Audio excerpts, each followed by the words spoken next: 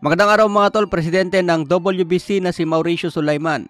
Nakapanayam nga ito ni Blue Blood Sport mga tol at tinanong siya tungkol kay Canelo versus David Benavides.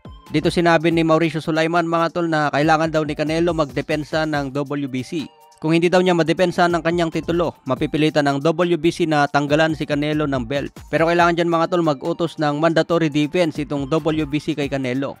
Kung matatandaan, 3 laban ang pinirma ni Canelo sa PBC promotion. Hawak ng PBC itong si David Benavides. Malay po natin mga tol, isama si Benavides sa 3 laban ni Canelo. Kailangan lang may panalo ni Canelo ang laban niya kontra Jermell Charlo. Sa ibang banda naman mga tol, nagalit si Canelo Alvarez dito kay Teddy Atlas. Tinawag niya na baliw itong si Atlas. Medyo brutal kasi yung payag ni Atlas mga tol. Sabi niya Canelo has always been overrated. Now that doesn't mean that he is not a real good fighter. But he is not a greatest Mexican fighter of all time.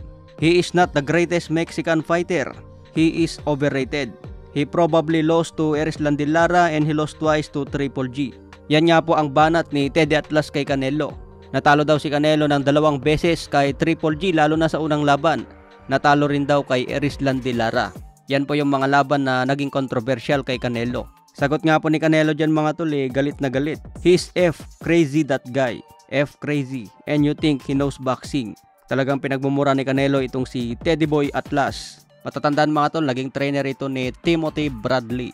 Sa ibang banda naman mga tol, David Benavides versus Demetrius Andrade is now close to a done deal for November. Showtime Stephen Espinosa has said.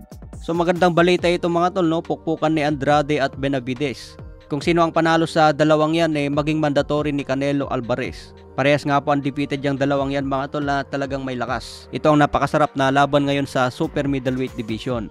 Kung manalo dito si Benavides laban kay Andrade, siguradong mas malaki na ang kikitain niya laban kay Canelo. Siguro iniantay na lang ng dalawang kampo na magkapirma ng kontrata. Sa ibang banda naman mga tol, sinabi rin ni Stephen Espinosa ang tungkol sa rematch ni Crawford at Errol Spence. Malaki daw ang posibilidad na mangyayari ito sa 2024. Nag-request nga po ang kampo ni Spence na makipag-rematch sa 154 pounds. Pero ang gusto naman ng kampo ni Crawford mga tol kailangan sa 147 pa rin ang laban.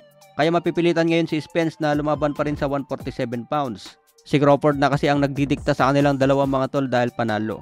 Sa ibang banda naman mga tol, Derrick James break silence on Errol Spence Jr. split rumors. May balibalita nga po na humiwalay daw itong si Spence kay Derrick James. Kaya sinupalpal ngayon ni Derrick James ang balitang yan mga tol. Hindi daw totoo yan. Matagal na daw silang magkasama ni Spence at hindi lang mag-iiwalay dahil lang natalo sa laban. Malaki daw ang respeto nila sa isa't isa. Kaya isang kalokohan daw yung balitang maghihiwalay sila ni Errol Spence. Okay mga tol, yan lang muna ang mga mainit na balita ngayong araw. Maraming salamat po.